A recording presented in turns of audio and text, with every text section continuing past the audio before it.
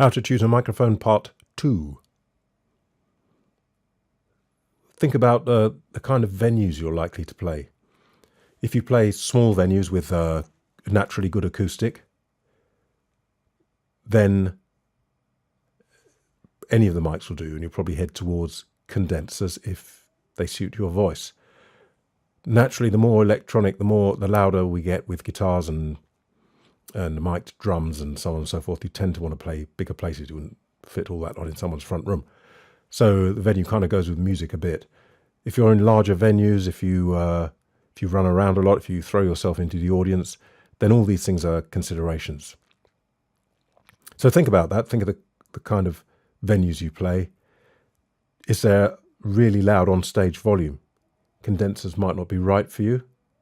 They may, but they might not. There may be no point because you might not hear that detail in the voice. So you might like the slightly shut-in dynamic sound. Probably quite important, the louder it gets is cardioid or hypercardioid, and your positioning of the monitors. Need to consider that. These are they're important. I mean, the main sound I think is probably most important, but engineers might not agree. Wireless mic, we've talked about those I think before. The capsule's the same, gives you the freedom. Absolute quality might not be quite the same. You've got batteries to change, they keep running out. You use rechargeables, but then all the rest of it is a bit more faff. Do you have an engineer? Some of the problems caused by mics and feedbacks, you've got someone on the desk who's awake, then they can sort that. Also, the engineer might have ideas about the sound and the difficulties and the intelligibility or how it works that you don't really have, because they've got you might have an artist's view of it, wanting everything, wanting this, but they're saying, well, yeah, that's lovely, but it actually doesn't really work in the venue because it keeps feeding back and then you can't hear you because I've got to turn you down. So maybe choose a hypercardioid mic. So there's a little bit of that going on as well, depending on the venues you play. So here's my advice then. First of all, I'd say get to know your voice.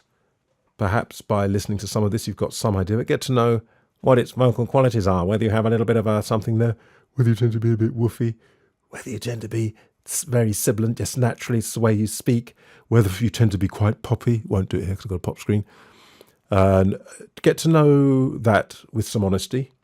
You know, well, it's not one's better than the other, it's just may as well get to know it. That's the way it is anyway. And maybe that will influence your choice. Check the specs and reviews.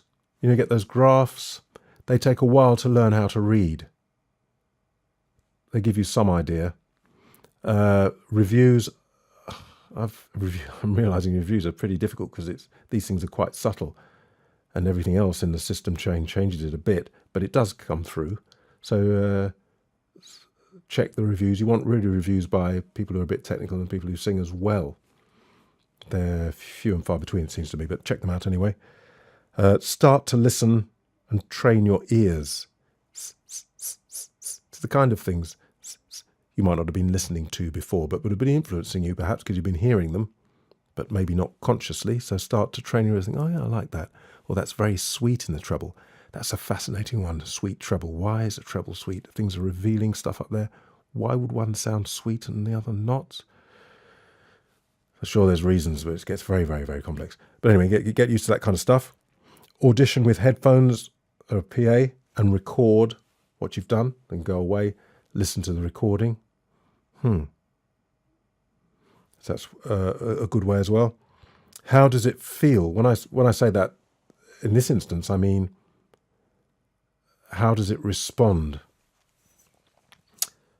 Because that affects your singing. This is actually subtle, but actually I think pretty significant. Guitar players are known, many, to like valve amps still. They've had transistors and digital modelling for a long time now, which are arguably more reliable in the short term perhaps. But the valve amplifier, when you ask some guitarists to say, well, it's the way it feels. But the guitar is the same guitar. How can it feel different? It's obviously not the guitar. But it's when you hit the string, it's the way the amp generates that sound. Is there a slight lag? Is there a sort of slight swell? Is there compression? Is there a kind of bounce to it? there seems to be, and people say transistor amps are flatter. The digital modelling ones, they're trying to copy that and so on, but whatever. But I've noticed the same thing with microphones, and of course the amps you put the mic through, so we're not finished. But even with the microphone itself, some of them cause me to want to play with certain areas, explore certain areas. Some of them, there's no point me going low because it just kind of sounds like, you can only hear what's going on.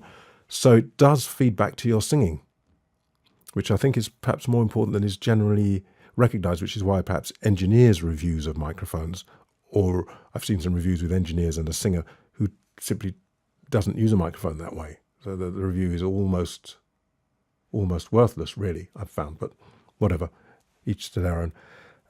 So how does it feel in that sense? What does it make you do as you play with it? How does it feel and look? You may as well have something. It's not the priority, I don't think, but imagine having. Here's an example. This is the Beyer M88, which is one of my favourites. Dynamic hypercardioid. It's an old one, about 40 years old. Here's a brand new one, where it's now a couple of years. The older one is better. They sound much the same. This has got near dimming magnets, so it's more powerful. But despite the changes they've made, the actual sound is very, very close. The actual sound, but the sound of the mic itself, this one's got more handling noise than the older one. It's got a tougher grill on the top, but that seems to me to cause more noise in the breath. So much so one student refused to use it, and I have to be very careful. It distracts me. Being, of course, this one's on, this one's not. So they sell this. Well, there you go, sorted. But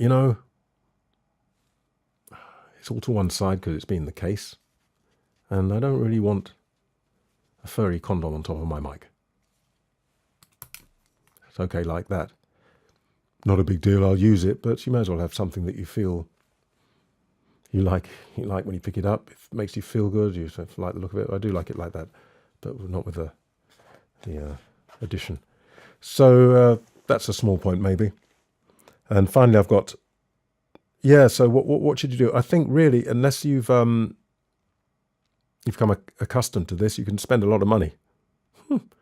And I would say buy a second hand to begin with, a recommended microphone, and then start to get to know, and then you can maybe borrow other people's. Then at least when you got used to that one, say you bought an SM58 second hand, about £40 maybe.